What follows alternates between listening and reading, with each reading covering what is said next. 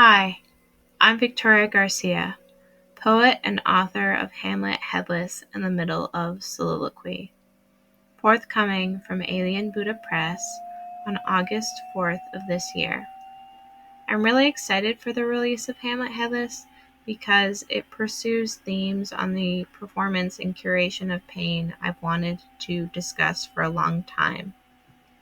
For some background on the inspiration for the chapbook, I started off in the performing arts as a dancer before pursuing creative writing in college.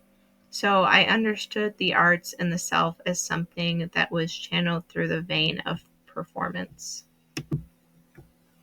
Without further ado, here is a quirky take on self, relationships, and cathartic absurdity in my poem, Slice of Life Western, from Section 1, Public Love.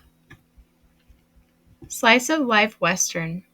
The sun puts on a paper hat and gives a how do you do to the cactus who left his razor in a tumbleweed. It's a Western slice of life plotline, with no cowboys allowed. The cactus broke up with his succulent girlfriend, so now he is rethinking his life while painting a series called The Dark Canyon Abstractions.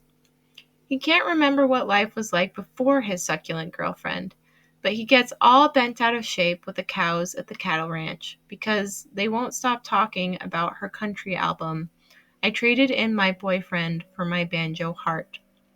They flick their tails and laugh as they talk about her success without him, but he thinks I should be happy for her.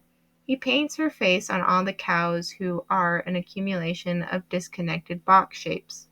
The drunk vulture lands on his shoulder to comment, "Don't you think that's a bit derivative? Look there, the palette is all wrong, and you forgot to blend where the figure meets the abstractions." Throughout college, I wrote in a highly lyrical style and register. As I've developed as a writer, I found it more useful to blend multiple layers and registers of lyricism and confession. My poem, The Museums Under My Flesh, is a poem I wrote about the personal rupture of self and artistic identity. The Museums Under My Flesh. Stand in the observatory without any flesh. Be museum waxed worthy.